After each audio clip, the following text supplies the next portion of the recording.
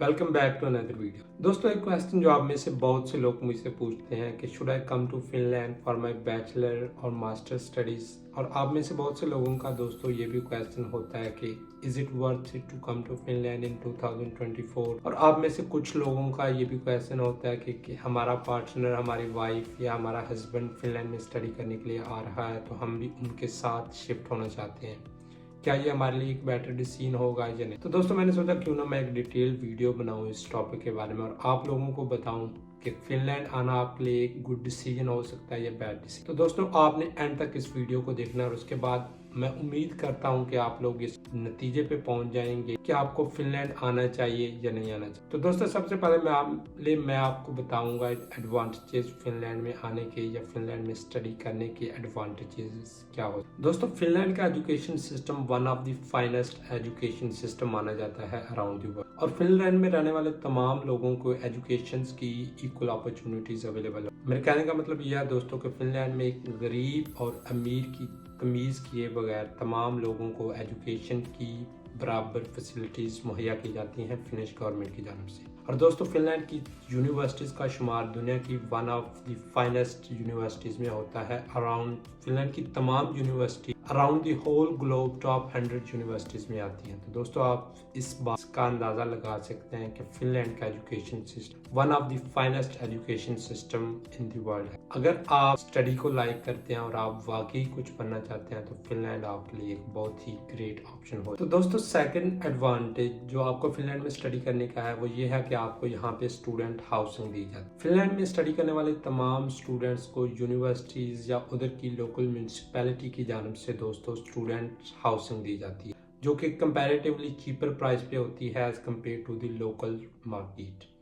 और दोस्तों, ये स्टूडेंट हाउसिंग ये नहीं होती कि सिटी से आपको कहीं पे बहुत ज़्यादा बाहर स्टूडेंट हाउसिंग दी जाती है। दोस्तों, बेसिकली ये रेजिडेंशियल बिल्डिंग्स में से one of the residential building ही होती है स्टूडेंट हाउसिंग। और दोस्तों, ये स्टूडेंट हाउसिंग एक बहुत ही अच्छी स्टूडेंट हाउसिंग होती है क्योंकि आपको कंपैरेटिवली एक कंपार्टमेंट्स दिए जाते हैं 2 या 3 स्टूडेंट्स। और दोस्तों, इन कंपार्टमेंट्स में हर स्टूडेंट का अपना एक सेपरेट प्राइवेट रूम होता है और आपको किचन या आपको वॉशरूम जो है वो शेयर करना पड़ता है दूसरे लोगों के। दोस्तों, मे भी आपको सुनने में ये एक बहुत ही आम सी बात लग रही हो इस वक्त, लेकिन दोस्तों बहुत सी डेवलप्ड कंट्री में ऐसा नहीं किया जाता। जैसे कि कनाडा, ऑस्ट्रेलिया या यूएस में स्टूडेंट्स को अपनी हाउसिंग खुद ढूंढनी पड़ती है और ये एक one of the toughest things हो सकती है। क्योंकि दोस्तों, मैं जब नेदरलैंड में रह रहा था तो मेरी एक दोस्त ने बताया कि उसको 1.5 साल एडमिशन सिर्फ इस वजह से नहीं मिला क्योंकि नेदरलैंड में उसको स्टूडेंट हाउसिंग या नॉर्मल हाउसिंग नहीं मिल रही। तो दोस्तों, अगर आप इस पर्सपेक्टिव से देखें तो ये एक one of the most admired thing होनी चाहिए फिनलैंड के एजुकेशन सिस्टम के बारे में। तो दोस्तों, तीसरा एडवांटेज जो फिनलैंड में स्टडी करने का है वो ये है कि आपको स्टूडेंट डिस्काउंट दिया जाता है बहुत सी चीज़ों में। दोस्तों, फिनलैंड में स्टडी करने वाले ऑलमोस्ट तमाम स्टूडेंट्स को यूनिवर्सिटीज की जानिब से एक स्टूडेंट कार्ड जारी किया और इस स्टूडेंट्स कार्ड के दोस्तों अनलिमिटेड एडवांटेजेस हासिल होते हैं स्टूडेंट्स। फॉर एग्जांपल दोस्तों, इस स्टूडेंट कार्ड से स्टूडेंट किसी भी यूनिवर्सिटी में जाके अपना स्टूडेंट कार्ड दिखा के यूनिवर्सिटी के लंच बॉक्स से अपना लंच कर सकते हैं। और दोस्तों, फिनिश यूनिवर्सिटीज़ में लंच इतना ज़्यादा सस्ता और इतना ज़्यादा क्वालिटी वाइज बेटर होता है कि आप लोग इमेजिन नहीं कर सकते। फॉर एग्जांपल दोस्तों, अगर मैं यूनिवर्सिटी ऑफ हेलसिंकी में जाकर अपना लंच करूंगा तो मेरे को ऑलमोस्ट 2 या 2.5 यूरो में अपना लंच कंप्लीट लंच मिलेगा। और अगर इस चीज़ को मैं कंपेयर करूं लोकल मार्केट से तो दोस्तों, लोकल मार्केट में एक दूध के 1 लीटर की कीमत ऑलमोस्ट 2.5 से 3 यूरो होती है यहाँ फिनलैंड में। और अगर एक ब्रेड के पैक को भी देखें तो दोस्तों वो भी 2 या 2.5 यूरो का आपको मिलता है फिनलैंड में। तो आप इस चीज़ का अंदाज़ा लगा सकते हैं कि कितना ज़्यादा डिस्काउंट मिलता है स्टूडेंट्स को कैफेज में। और दोस्तों, मैं सबवे पे काम करता हूं तो सबवे जैसी मशहूर ब्रांडेड कंपनीज में भी स्टूडेंट्स को डिस्काउंट दिया जाता है फिनलैंड में। और अगर बात करूं दोस्तों मैं लोकल ट्रेन की तो लोकल ट्रेन में भी दोस्तों स्टूडेंट्स को ऑलमोस्ट हाफ प्राइस पे करनी पड़ती है कहीं पे भी ट्रैवल करने के लिए। फॉर एग्जाम्पल दोस्तों, अगर एक स्टूडेंट हेलसिंकी से योंसू जा रहा है, अगर उसकी नॉर्मल टिकट की कीमत अगर 40 यूरो होगी तो स्टूडेंट कार्ड दिखाने के बाद दोस्तों आपको सिर्फ 20 से 21 यूरो पे करना पड़े। तो हेलसिंकी में रहते हैं तो हेलसिंकी के बेसिकली 4 जोन्स होते हैं, ABCND। और नॉर्मल HSL की एक मंथ की टिकट ABCD जोन की दोस्तों ऑलमोस्ट 140 से 150 यूरो की एक मंथ के लिए टॉप अप हो। लेकिन अगर आपके पास स्टूडेंट कार्ड हो तो दोस्तों आपको सिर्फ उस टिकट के लिए सिर्फ 65 euro and I think 70 cents पे करना पड़ते हैं एक मंथ के लिए। तो दोस्तों आप देख सकते हैं कि इस चीज़ के कितने ज़्यादा एडवांटेजेस होते हैं एक स्टूडेंट कार्ड के फिनलैंड में रहने वाले स्टूडेंट। तीसरी रीज़न जिसके करके फिनलैंड आपके लिए एक गुड चॉइस हो सकता है वो है सेफ। दुनिया के one of the safest countries में होता रहा है दोस्तों। यहाँ पे क्राइम रेट ऑलमोस्ट ना होने के मतलब फॉर एग्जांपल दोस्तों अगर आप रात को 12, 1 या 2 बजे भी कहीं पे बाहर जाएंगे तो आपको ड्रंक लोग एक नशे में धुत आपके गले पड़ते हुए नहीं दिखाएंगे। और दोस्तों इस चीज़ को अगर मैं कंपेयर करूँ दूसरी कंट्रीज से फॉर एग्जांपल यूएस, कनाडा या ऑस्ट्रेलिया में, तो दोस्तों उन कंट्रीज में बेसिकली क्राइम रेट फिनलैंड या यूरोप की निस्बत बहुत ज़्यादा, जिसकी वजह से दोस्तों अगर आप सेफ्टी को प्रेफर करते हैं तो फिनलैंड एक one of the finest choice हो सकता है आपका और आपके पार्टनर के लिए। क्योंकि दोस्तों मैं अपने कुछ दोस्तों लड़कियों से बात कर रहा था तो उन्होंने मेरे को बताया कि वो फिनलैंड सबसे ज़्यादा पसंद इसलिए करती हैं क्योंकि वो यहाँ पे सेफेस्ट फील करती हैं। और दोस्तों मेरी एक दोस्त बता रही थी कि उसके कुछ कजन्स यूएस में स्टडी करते हैं और उनको रात तकरीबन 10 बजे के बाद घर वाले अलाउ नहीं करते घर से बाहर जाना सिर्फ सेफ्टी के रीज़न। तो दोस्तों अगर सेफ्टी आपका कंसर्न है तो फिनलैंड आपके लिए एक बहुत ही अच्छी चॉइस हो सकती है। तो दोस्तों पांचवी रीज़न मेरे मुताबिक जो फिनलैंड को एक गुड चॉइस आपके लिए बना सकती है वो ये है फैमिली रियूनिफिकेशन। दोस्तों हम में से अक्सर स्टूडेंट्स इस ड्रीम के साथ अपनी कंट्री या अपने घर को लीव करते हैं कि हम बाहर जाके स्टडी करेंगे और स्टडी के बाद एक अच्छी और सिक्योर जॉब हासिल करके अपने पार्टनर या अपनी फैमिली को वहाँ पे बुला के एक अच्छी ज़िंदगी गुजारेंगे। लेकिन दोस्तों मैंने देखा कि बहुत से कंट्रीज़ में it is not that much easy. For example दोस्तों अगर हम ऑस्ट्रेलिया की बात करें तो वहाँ पे भी स्टडी करने के बाद स्टूडेंट्स को वहाँ के डॉक्यूमेंट्स लेने में या वहाँ पे अपनी फैमिलीज को बुलाने में बहुत ज़्यादा दिक्कत होती है। लेकिन दोस्तों अगर आपके इस तरह के कुछ प्लान्स हैं, मतलब आपने अगर अपनी फैमिलीज को या अपने पार्टनर को बुलाना है अपने पास, फिनलैंड एक वन ऑफ द ईजीएस्ट और one of the finest choice हो सकता है। क्योंकि दोस्तों अगर आप फिनलैंड में एज ए स्टूडेंट भी पढ़ रहे हैं तो तब भी आप अपने पार्टनर को अपने पास बुला सकते हैं।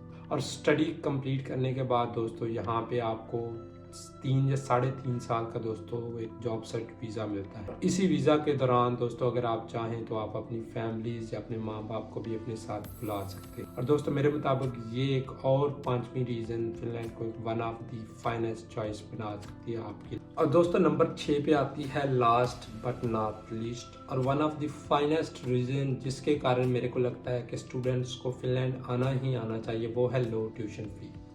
दोस्तों फिनिश यूनिवर्सिटीज़ में as compare to the other European countries और दूसरी डेवलप्ड कंट्रीज़ जैसे कि कनाडा, ऑस्ट्रेलिया और यूएस की निस्बत बहुत ही कम स्टूडेंट फ़ी पे करना पड़ती है स्टूडेंट्स को। और अगर आपको किसी कारण लगता है कि आप अपनी स्टूडेंट ट्यूशन फ़ी अफोर्ड नहीं कर सकते तो दोस्तों आप ईयर्स या 2 ईयर्स का गैप भी ले सकते हैं फिनलैंड में रहते हुए। आप अपनी माली सूरत हाल को बेहतर करने के बाद अपनी एजुकेशन को जारी रख सकते हैं।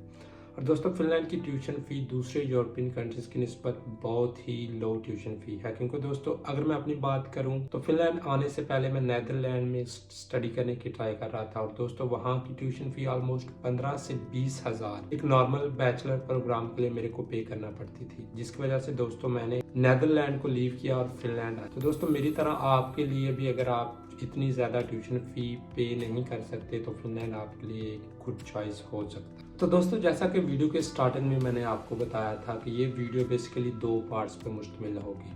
पहले हिस्से में दोस्तों मैं आपको बताऊंगा कि आपको फिनलैंड क्यों आना चाहिए और दूसरे हिस्से में मैं अब आपको बताऊंगा दोस्तों कि फिनलैंड आने के बाद आपको कौन सी मुश्किलात का सामना करना पड़ सकता है, ताकि आप जब फिनलैंड आने के बारे में सोच रहे हों तो आपके ज़हन में ये चीज़ें ऑलरेडी पहले से आप इन चीज़ों को जानते हों कि हम फिनलैंड जाने के बाद हमको ये मुश्किलात का सामना करना पड़ सकता है। तो दोस्तों मेरे मुताबिक सबसे बड़ी मुश्किल जो स्टूडेंट्स को यहाँ पे आने के बाद होती है वो ये है कि यहाँ का फिनिक्स सीवियर वेदर। दोस्तों हम में से मोस्टली स्टूडेंट जो कि ये वीडियो देखेंगे उनका ताल्लुक ज़्यादातर पाकिस्तान, इंडिया या बांग्लादेश कुछ नेपाल से भी देख रहे होंगे उनका होगा वहाँ। लेकिन दोस्तों हमारी कंट्रीज में वेदर इतना ज़्यादा सीवियर नहीं है। लेकिन फिनलैंड में दोस्तों अगर आप आ रहे हैं तो आपको ये चीज़ अपने ज़हन में रखनी चाहिए कि यहाँ पे ऑलमोस्ट -20, -25 या -30 तक भी टेम्परेचर चला जाता है सर्दियों में। अगर मैं बात करूँ गर्मियों की तो दोस्तों गर्मियाँ भी फिनलैंड में एक बहुत ही सीवियर किस्म का वेदर होती है, क्योंकि दोस्तों सारी रात यहाँ पे फिनलैंड में अंधेरा नहीं होता, मतलब रोशनी ही रहती है 3 से 4। और अगर हम बात करें दोस्तों सर्दियों की, तो सर्दियों में ऑलमोस्ट 3 या 4 घंटे के लिए आपको दिन देखने को मिलता है। उसके बाद दोस्तों एक अंधेरी रात ही आपको देखने को मिलती है। तो ये एक चीज़ दोस्तों,